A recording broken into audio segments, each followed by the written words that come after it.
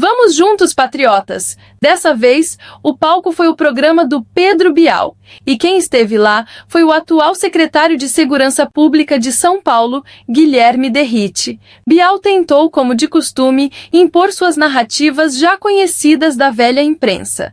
Mas Derrite não deixou barato. Com dados, firmeza e postura, desmontou uma a uma as distorções apresentadas.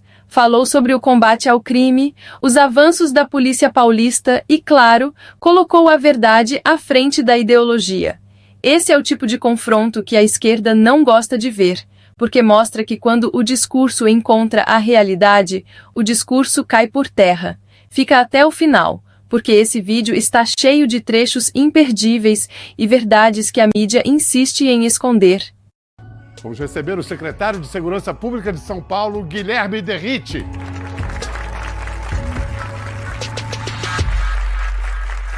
À vontade, secretário.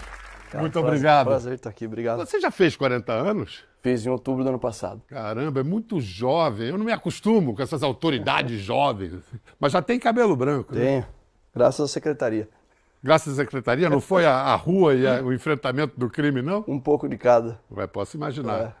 Mas vem cá, eu soube que você não tinha, em princípio, a vocação para a polícia, que você descobriu isso um pouco mais tarde. Pois é, quando eu estudei em escola pública até a 8ª série, em Sorocaba, né? E aí a minha intenção era prestar engenharia. E para desespero da minha mãe, ao invés de eu seguir a carreira de engenheiro, eu fui para a carreira policial, na Academia Militar do Barro Branco. Mãe de policial, sofre. Mãe, mulher de policial. Ah. Você lembra de sua primeira troca de tiros? Lembro. Marcante?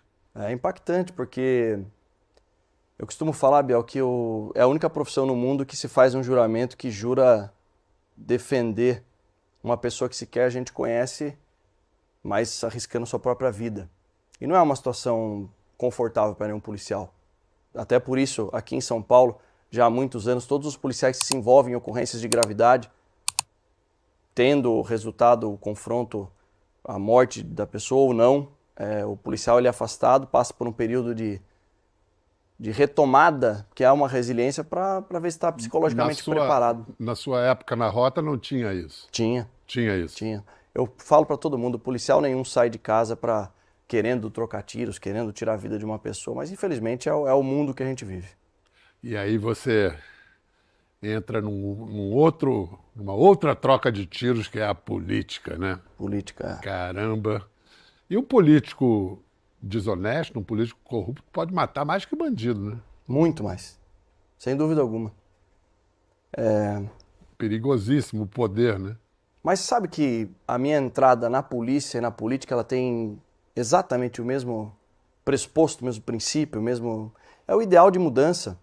Eu fui eleito em 2018, a primeira vez, eu nem imaginava ser político. Primeiro, o Bolsonaro pessoalmente convenceu você essa história é curiosa. Enfrentar a carreira política. Como foi isso? Estava eu no quartel do Corpo de Bombeiros aqui em São Paulo, no posto de bombeiros da Casa Verde, fica ali na Ponte do Limão. E aí um dia, alguns políticos que eram policiais me procuraram, como o Coronel Telhada, como o finado Major Olímpio me fez convite, mas eu sempre declinando, não, eu quero continuar na polícia, quero chegar até coronel, enfim. Mas aí a própria população, seguidores de redes sociais falavam, não, tem que entrar, a gente precisa naquele processo, naquele anseio de renovação política. A gente vem acompanhando naturalmente a sua trajetória de ascensão. E eu percebo hoje, te conhecendo assim pessoalmente, que você está mais maduro, mais contido, eu diria, porque você já deu declarações muito fortes, matei mesmo, tem que matar, e agora você está com um outro discurso. A política está te domando? Eu acho que eu entendo perfeitamente e faz todo sentido. Eu cometi erros no passado. Um jovem tenente de 20 e poucos anos, enfim. E acabei falando, principalmente num áudio meu que vazou, que era um grupo restrito ali. E no contexto lá era que alguns policiais foram transferidos da rota porque acabaram se envolvendo em ocorrências de confrontos. Como eu mencionei, o confronto, a pessoa que menos deseja que haja um confronto em São Paulo sou eu. Porque eu vou ter um policial meu com risco iminente de morte ali. Então, mas naquela época eu assumi que estava errado, que havia falado uma besteira. Fui punido disciplinarmente na polícia por isso, enfim. E claro, logicamente, 10 anos para cá ou até mais, a gente evolui, sem dúvida alguma. A coisa de poucas semanas, semana passada ou retrasada, o evento de filiação do Guilherme Derrite ao PP acabou sendo interpretado como um lançamento da campanha do governador Tarcísio de Freitas à presidência, da eventual campanha. Essa sensação, você que estava lá, essa sensação de uma onda que é irresistível ou vocês da imprensa estão falando demais? Eu vejo que o governador Tarcísio de Freitas tem uma postura muito técnica, é uma pessoa muito preparada, é um orgulho trabalhar com o governador Tarcísio de Freitas. Mas ali, sendo bem sincero, porque eu convivo diariamente com o governador não tem essa pretensão de ele se lançar candidato à presidência. E o ato da filiação lá eu fiquei muito feliz, porque foi muito prestigiado. Assim, os maiores líderes, os presidentes nacionais dos partidos de centro-direita, todos presentes, mas era com o objetivo de firmar mesmo essa possível pré-candidatura minha ao Senado. Política é nuvem, né? Cada hora... No momento, a nuvem está indicando Brasília para você, né? Obrigatoriamente eu tenho que voltar para Brasília, né, para o mandato ano que vem. Agora, houve uma reação àquele evento de bolsonaristas, achando que o Bolsonaro foi pouco citado pelo Tarcísio, por vocês, que vocês... É uma base difícil de agradar. Vocês se esqueceram de citá-lo o suficiente? O que aconteceu? Eu vejo que não. O que acontece é que em todo grupo político existe ali alguma disputa por espaço, é natural na política, né? Mas eu fiz questão de falar o nome do presidente Bolsonaro, de agradecer o Valdemar da Costa Neto, presidente nacional do PL, porque a primeira pessoa a ser consultada para que eu pudesse retornar ao Progressistas foi justamente o presidente Bolsonaro. Quando o senador Ciro Nogueira veio falar comigo, eu falei, olha, presidente, para o Ciro Nogueira, né, que é presidente do Progressista, eu volto com o maior prazer, ainda mais com esse objetivo de que a gente consiga uma renovação no Senado e viabilizar a minha candidatura. Você falou, né, que o que te moveu para ir para a polícia é a mesma coisa que te moveu para ir para a política, o desejo de mudanças, de contribuir para as mudanças. Um policial, eu acho que não tem jeito, é deformação profissional, como a gente diz, ele leva seus valores e suas práticas para a política. Deixa eu dar um exemplo. Claro. Um ex-secretário de Segurança Pública de São Paulo, um competente secretário de Segurança Pública, que alguns dizem se comporta como tira como juiz do Supremo, Alexandre de Moraes. Você concorda com quem o chama de ditador? Eu vejo que o princípio constitucional de harmonia entre os poderes está abalado hoje na República Federativa do Brasil. Nós estamos vivendo um período muito difícil, muito desafiador, que está gerando muita crítica, em especial pelas condenações que a Suprema Corte tem sentenciado com relação ao fato do dia 8 de janeiro, entre outros casos, humorista sendo condenado a mais de 8 anos e 4 meses de prisão. Não estou dizendo que está certo ou que está errado, mas não está havendo um balanço correto no meu ponto de vista, né?